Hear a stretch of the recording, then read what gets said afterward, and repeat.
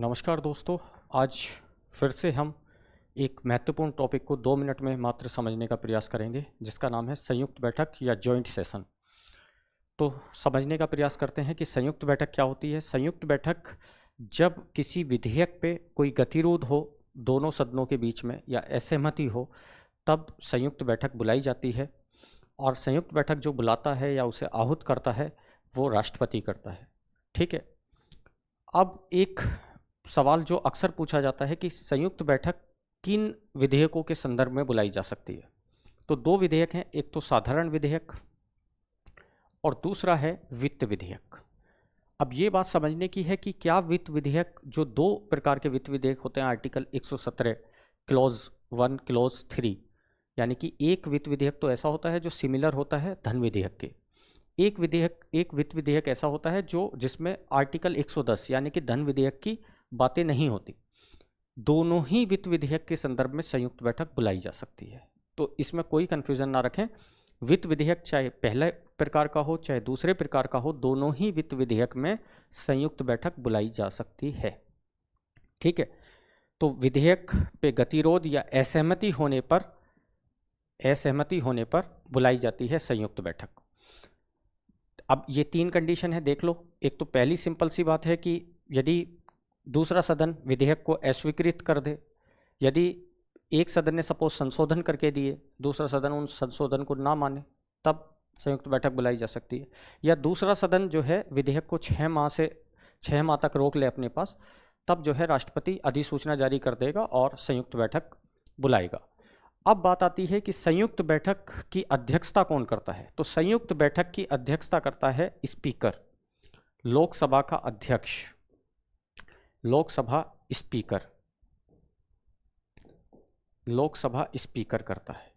Suppose यदि लोकसभा का speaker यानी कि अध्यक्ष उपस्थित नहीं है तो उसका उपाध्यक्ष करेगा।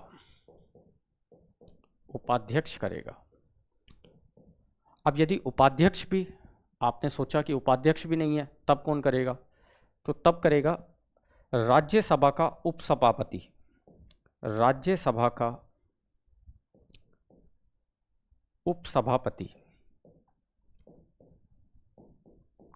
ये ध्यान रखना है, सभापति नहीं करता। क्यों नहीं करता सभापति? क्योंकि सभापति होता है उपराष्ट्रपति, और उपराष्ट्रपति संसद के दोनों सदनों में से किसी का भी सदस्य नहीं होता, इसलिए सभापति नहीं करता, उपसभापति करेगा। अब आपका प्रश्न आ सकता है कि यदि उपसभापति भी ना हो तो कौन करेगा? तो जो बैठक बैठी है उन सदस्यों आपस में निर्णय करेंगे कि कौन अध्यक्षता करेगा। आपस में जितने भी सदस्य बैठे हुए हैं वो आम सहमति से अपने अध्यक्ष का चुनाव कर लेंगे कि इस सदन की बैठक को कौन करेगा। ठीक है। तो ये वाला मामला हुआ, कौन बैठक करेगा। आर्टिकल 118 में है ये प्रावधान, 118 आर्टिकल 118 में है।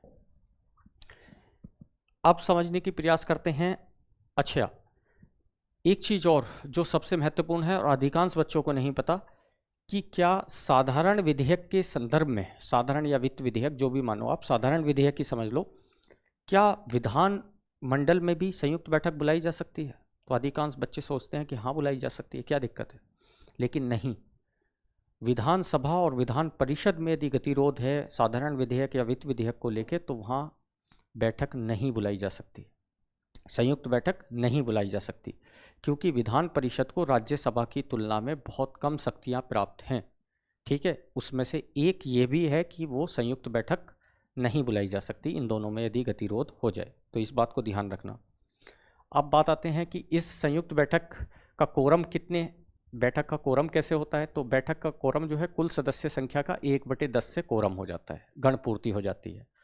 संयुक्त बैठक की कार्रवाई कैसे होती है?